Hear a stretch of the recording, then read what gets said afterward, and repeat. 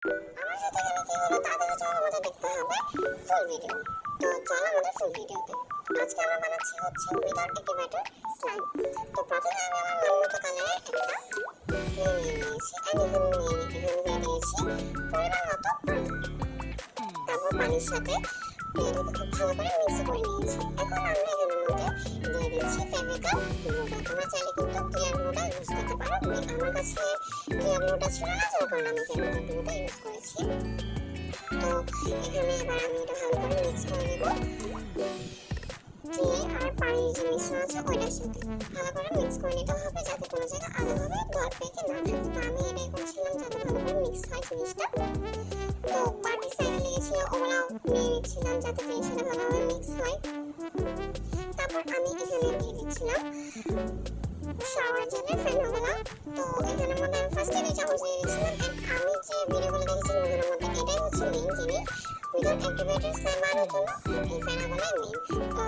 এখানে আমি ফার্স্টে 2 চামচ দেওয়ার পর দেখি একটু একটু হচ্ছে, বাট হয়নি। তো আমি মনে করেছিলাম ফার্স্ট বিট করলে হয়তো বা হবে, তাই আমি অনেক ফার্স্ট বিট করছিলাম, তাহলে হচ্ছে না। তো আমি অফ ক্যামেরা আরও প্রায় অনেকক্ষণ ধরে বিট করছিলাম, তাও হয়নি। তো আমি এখানে আরও 2 চামচের মতন করে ফেনাগুলো দিয়ে দিই। তো এখানে আমি আবারও বিট করছি। আমার লাগছিল যে হয়তো বেশিক্ষণ বিট করলে তারপর হবে বা বেশি ফেনা যায় তখন হবে, তাই আমি অনেকক্ষণ ধরে বিট করছি। এটা অনেক ফোমি টেক্সচার হচ্ছিল, বাট কোনোভাবে স্লাইমে পরিণত হচ্ছিল না। তাই আমি কি করছি আরও অনেকগুলো ফেনা এই মিশ্রণটার মধ্যে দিয়ে দিই। তারপর অনেক ফাস্ট বিট করার ট্রাই করি।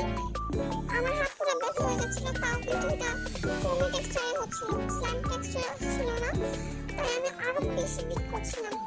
এটা হতেই হবে, আমার মনে হতে চাইছিল এটা হতেই হবে, নাইলে কিন্তু আমি শেষ। তো কারণ হচ্ছে আমার কাছে এই লাস্ট প্যাকেট ক্লিয়ার, এটা লাস্ট ক্লিয়ার ছিল। অ্যান্ড এখন যে এক্সাম চলছে তো আমার এখনকার ক্লিয়ার বেরিয়ে দিল। তো তাই এটাই আমার লাস্ট ছিল। আমি আর এটা ট্রাই করতে পারতাম না, তাই আমি এটা ওপর গিভ আপ করছিলাম না।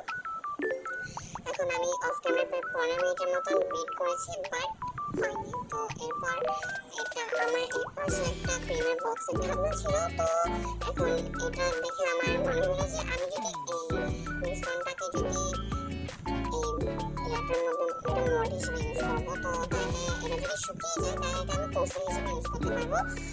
আমার প্লেটের উপর যদি পানি পড়ে তাহলে এটা নষ্ট হয়ে যাবে। তো তার উপর যদি রেজিন বা ভার্নিশ দিয়ে একটা কভার দিয়ে দিই তাহলে হয়তো বা নষ্ট হবে না।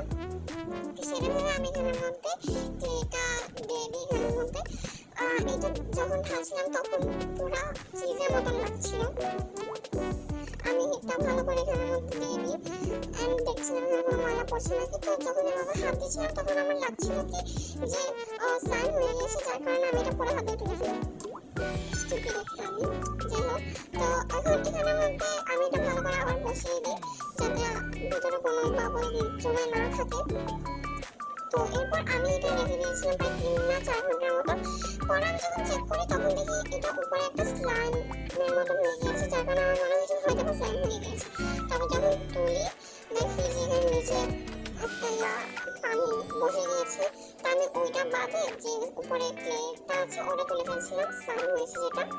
তো সেটা আমি আস্তে আস্তে তুলে এবার দেখি যে মানে এটা যখন শক্ত করে তুলি তখন হচ্ছে এটা স্লাইম হচ্ছে, বাট যখন ছেড়ে দিচ্ছি বা মানে কোনো কিছু টাচ লাগছে না তখন এটা পুরো পানির মতো সব দিকে ছড়িয়ে যাচ্ছে। তো এটা দেখে আমি মনে করেছিলাম যে হয়তো হচ্ছে না। তো আমি মনে করি যে এখানের মধ্যে হয়তো বা কিছুক্ষণ এটাকে লাগলে এরকম বা সুইচ করলে তাহলে হয়তো বা এটা ঠিক হবে। তো তার জন্য আমি এটা অনেকক্ষণ ধরে করছিলাম, বা এখন আমি কিন্তু প্যারাশুট অয়েলে দিয়েছি ক্যামেরায়। তো তাও দেখে হচ্ছে না। তো আর কি করবো, এটা পুরাই ফেল আমার জন্য। অ্যান্ড এটা দেখি আমার পুরো হাতের মধ্যে পুরা ছড়িয়ে গিয়েছে, দেখতে পাচ্ছ। তো